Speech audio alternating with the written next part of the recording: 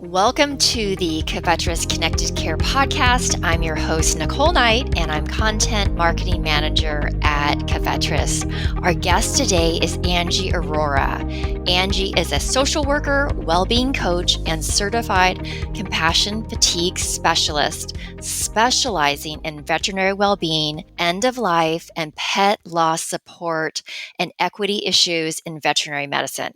A professor at Seneca College's School of Community Services, Angie has presented at leading conferences here in the U.S. and internationally too. This includes Vet DVM 360, International Veterinary Social Work Summit, MCVMA Rise, and the UK Vet Congress, where she advocates for a trauma-informed approach to veterinary well-being. She works with veterinary hospitals and is actively involved with many veterinary organizations and initiatives, including the Toronto Zoo, Blend Vet, and the Canadian Collective for Equity in Veterinary Medicine. Angie, thank you for coming on the show. Thanks for having me. To start, tell listeners how you became so passionate about veterinary well-being. So my journey started back in 2004, and it was when I was finishing up my Master's of Social Work. And that very same year, my animal companion, Monty, of more than 18 years, passed away around the same time that I was finishing my Master's. But just like most things in life, experiences collide, and I had a bit of this light bulb moment where I'm now trained as a social worker. I'm seeing a really big gap in the type of support that's available for others. And that really started off my journey. So I started off doing a lot of pet loss counseling and pet loss support. That ended me up in an animal hospital in 2008, working as a veterinary social worker. And there's a lot of things that I know now that I didn't know then. And one of them was that I was not ready for the hospital environment. And so myself, as a social worker, ended up experiencing some pretty deep compassion fatigue about a year to a year and a half into my first role. And I share this as part of my journey and my story really openly. But on my very last day of work, which I had no idea was going to be my last day, got off a call with a client, and I ended up suffering from a massive seizure at my desk. And, here in Canada, that led to my license being revoked. I wasn't able to travel to work. It was a really hard time, but also a really eye-opening and beautiful experience, one that I would never change, because what it allowed me to see... Angie, I'm so sorry. Yeah, well, what the experience allowed me to see was that what I was experiencing, even as a social worker, somebody who should be trained on how to deal with this, even I wasn't immune to it. And so that really started off my journey on wanting to explore, what did burnout mean? What did compassion fatigue mean? What did secondary traumatic stress mean in veterinary medicine?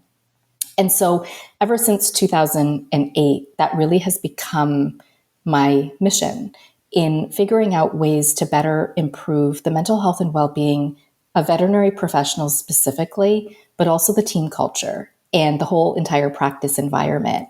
Because if there's one thing I've learned, it's that things like compassion fatigue are highly responsive to change.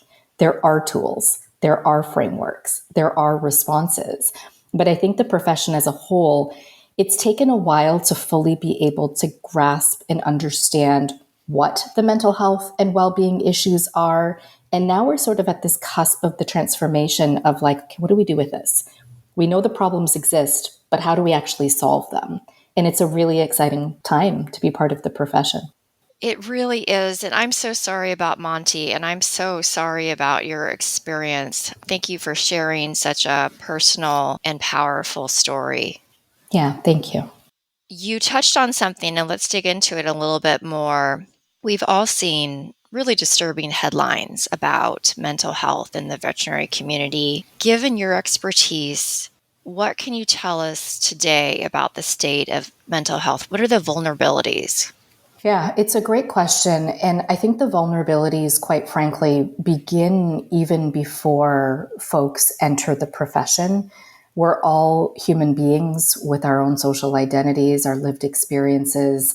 And so many of us all around the world are bringing our unresolved stress and trauma into the workplace. And I think we can see how that starts to manifest really even just from, for people that are trying to get into vet school, the competition that's involved even prior to getting in, what that does to our state of wellness, the pressures once folks are in school, and the lack of systemic care that's provided to students. It kind of all just starts to set the tone for the type of culture that folks inevitably or many times end up working in. And then, of course, once you're in the profession, the layers are so nuanced. And I think anyone you talk to will say it's not one cause. The pieces that I'd like to focus on are twofold. At an organizational level, we have hospitals that are really doing the best they can under the current circumstances, but don't necessarily know how to adequately support professionals who are in a really high stress environment and an environment that is highly exposed to trauma. And that's the piece here that, if we think about the work of veterinary professionals, it's a pretty interesting experience to have where you have two clients. You have your animal patients and you also have your human clients.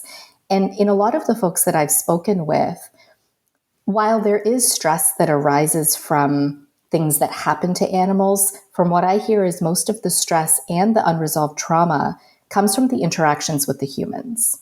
And I think that speaks a lot to the lack of preparation. Someone like me who's a social worker, my entire training was on how to work effectively with human beings.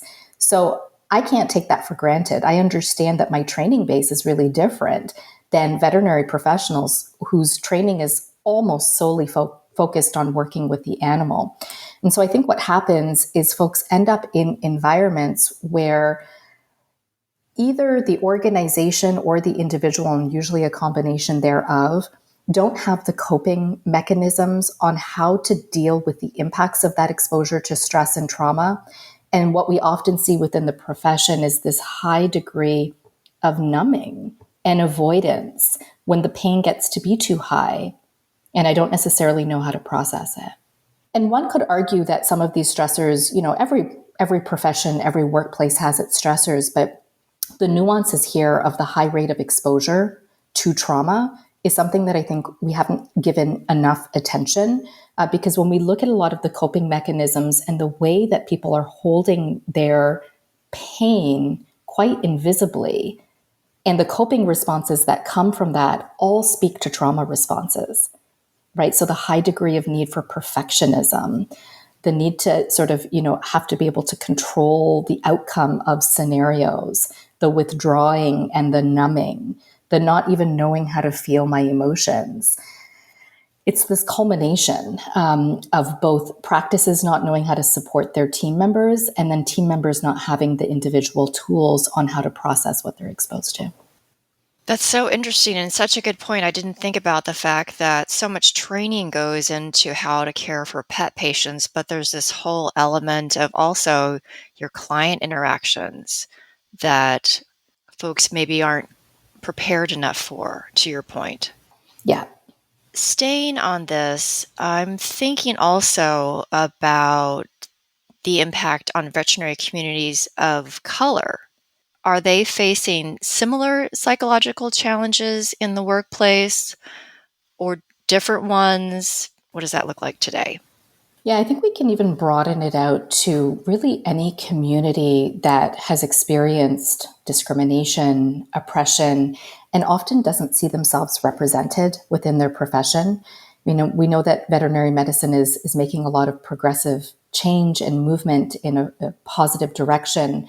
But when we look at the reality, we still know that veterinary medicine is one of the least racially diverse professions in North America. There's a high degree of connection between that and mental health and well-being. And so just as an example, what starts to happen for folks when they don't see themselves adequately represented in their profession is it deeply impacts the extent to which I feel I belong. And the representation is really only one kind of surface level part of this.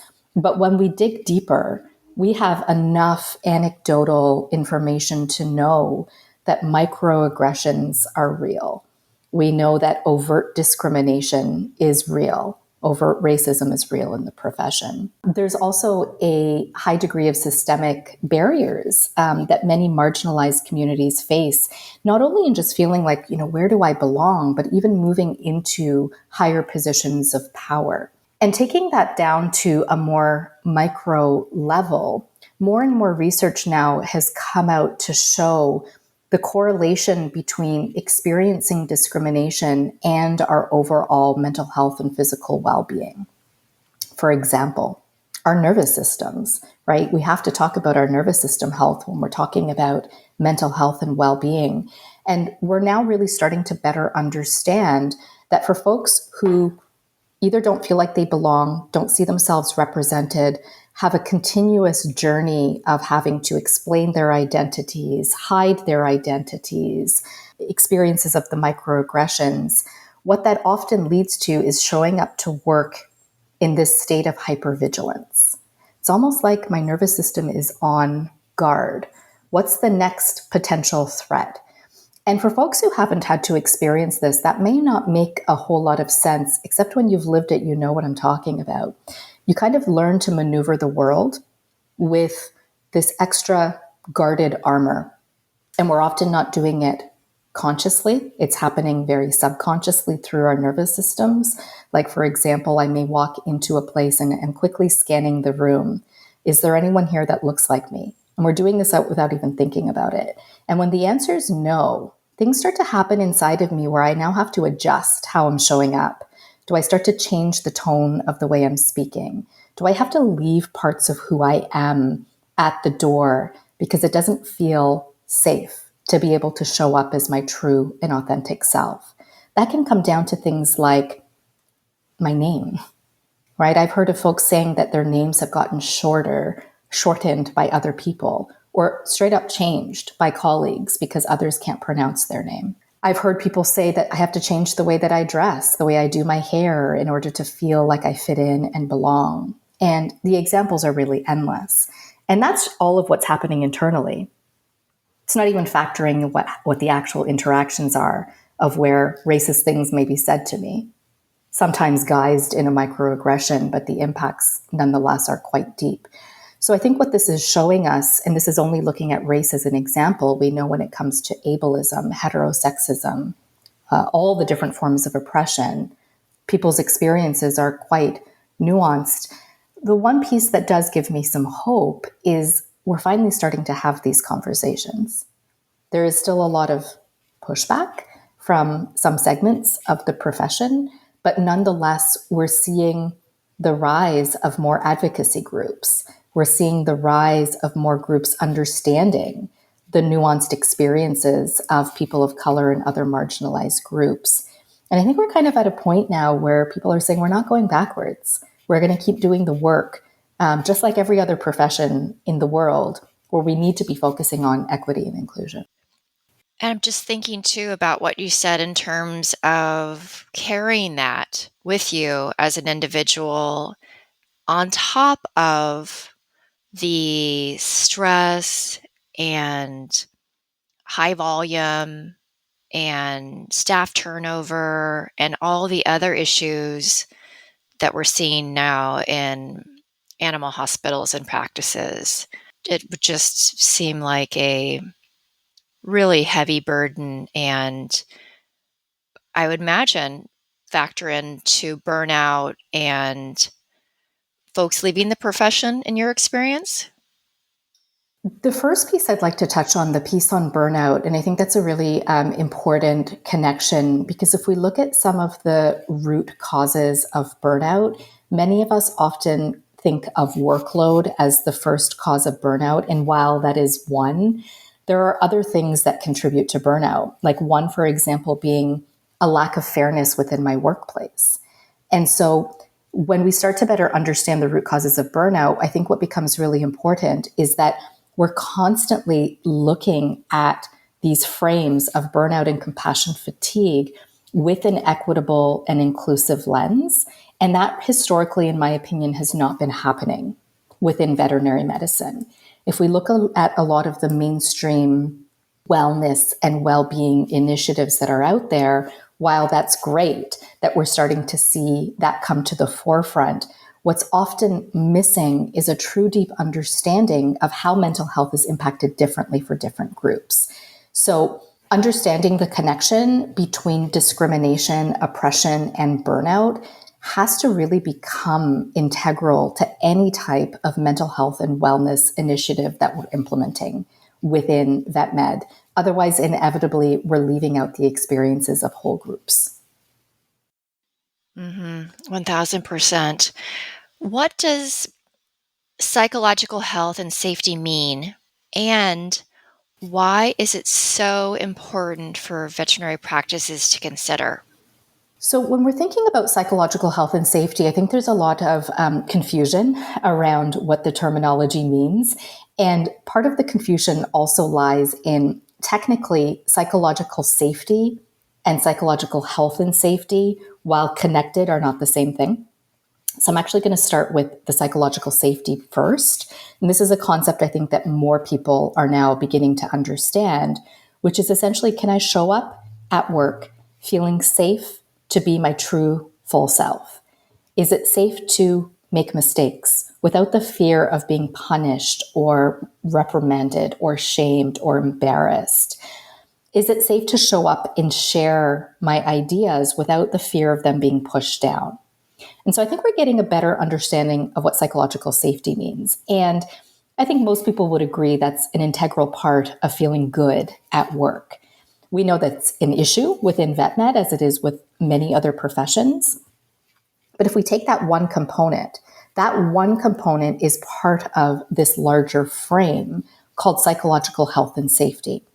Generally speaking, what it means is that a workplace recognizes that it has a responsibility to promote the well-being of its employees.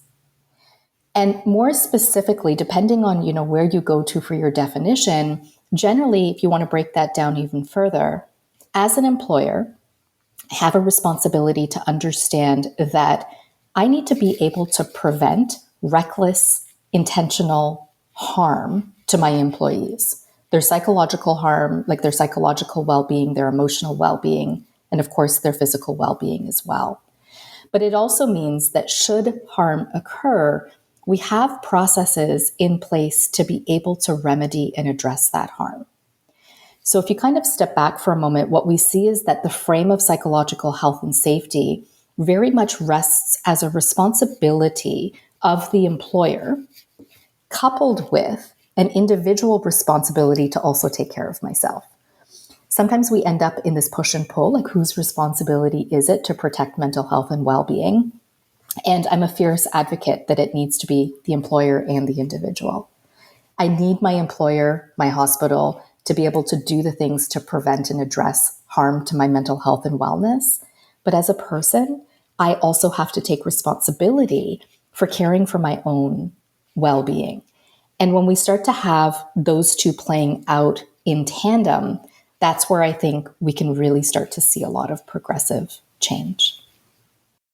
I agree. As you've noted here, the work environment at veterinary practices can be stressful. Given your training and expertise, and listeners should know that you teach a class at Seneca College on acute self-care for veterinary professionals and offer therapeutic coaching and training for veterinary practices. So, are there meaningful and doable steps to make the environment more healthy for everyone?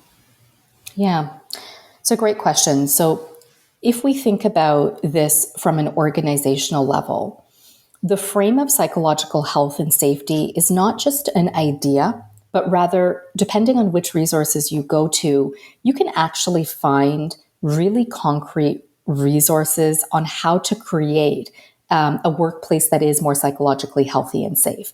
As an example, the one that I often use in my practice is the Mental Health Commission of Canada's national standards on psychological health and safety.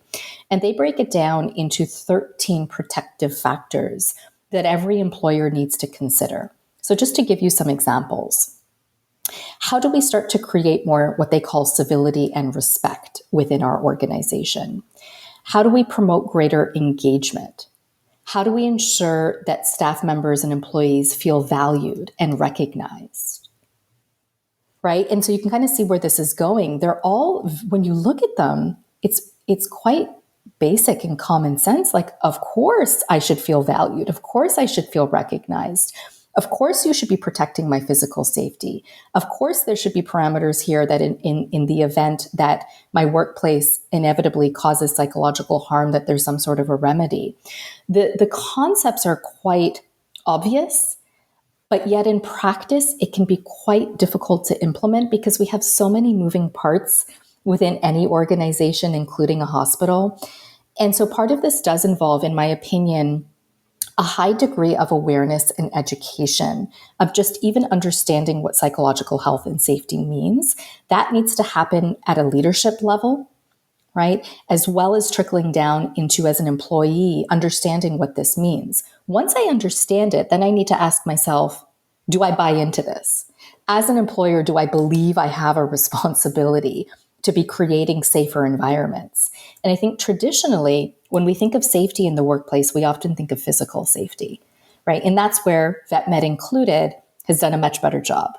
We have many more policies and practices in place to address physical safety issues that may happen for employees, especially given the range of physical hazards that exist in a hospital. And so we know that the buy-in is there. Right now, we're kind of still in this place of creating buy-in for an employer to recognize that psychological health and safety also matters. So when you go to resources like the Mental Health Commission of Canada as one example, people have already done the legwork for implementation plans. Veterinary practices may benefit from bringing in a third-party neutral consultant who can do a little bit of an environmental scan, because in most organizations, we're excelling in certain areas and struggling in others. We want to continue to celebrate the areas we're doing well and really drive our attention to those areas needing work. In my experience, where I believe some of the common struggles are when there's a high degree of exposure to stress and trauma. Do we have different practices in place that allow staff members to actually process the impacts of that? Right? So for example, we have a euthanasia that's gone wrong. We've had a client who's been really overly aggressive with staff members. With those examples, what do we usually do? We have to suck it up. We go into the next appointment, and then the next, and the next, and then those micro experiences build up, and my system gets overloaded. But I often don't recognize that my system is getting overloaded, and I go home and I crash. Those are opportunities for us to do things differently. So something like, and this is what I do with some of the practices that I work with, can we set up regular, non-technical debriefing rounds so that there are opportunities for people to talk about what that experience actually did? And this is inviting a new way of communicating into hospitals, where historically talking about feelings and emotions and experiences is left at the door. But if we are truly committed to improving the mental health and well-being of our people, we cannot ignore emotions and feelings from our conversations. In fact, it's integral. And I don't know how you can possibly move forward when it comes to improving mental health and well-being within your workplace unless we do have strategies and processes in place to give people a voice. Because in my experience, people are ready to talk. People are ready to share. But if they don't feel safe to do it at work, then what starts to happen is they internalize it and they suppress it and they push it down. And then we start to see the pattern behaviors that we currently do see. And just to note here, if someone is struggling, please reach out to a medical practitioner immediately, or in the US, you can call the National Suicide Prevention Hotline at 988. You mentioned some resources, but where do you suggest veterinary professionals start if they're searching for mental well-being resources for themselves or for their team? Yeah, it's a great question. And it's going to depend on what resources are available in your community. One of the positive resources that I think we now have at our disposal are people like veterinary social workers. And particularly in the United States, we are seeing more and more social workers entering into the veterinary space. And this is an important resource. And so one place that I would suggest, if you don't know if there is a veterinary social worker in your neighborhood or in your area, reaching out even to an organization like the International Association of Veterinary Social Work can be an important place to start. And of course, what I hear from folks is I can reach out to any mental health professional, but many of those mental health professionals don't understand our profession. And I think that's where veterinary social workers can play a really important role in this puzzle. We're starting to see more veterinary hospitals integrate and embed veterinary social workers directly into their hospital settings. In my opinion, that's probably one of the strongest things that an organization can do to really kind of walk the talk. We're committed to mental health and wellness of our employees. And the way that we're showing that to you is by embedding that support directly in. And it can do wonders to allowing staff to have someone to go and talk to in real time as things are happening, as opposed to having to wait, every couple of weeks to see a therapist, although that is also another important option. And we are also starting to see more veterinary social workers do private practice therapy as well. And so I think going that route can be a really helpful way to bridge the gap between getting support and getting support from somebody who understands the profession. Angie, this has been such a timely and important conversation. Thank you so much for coming on the show. Thanks for having me, and thanks for making space for this important conversation.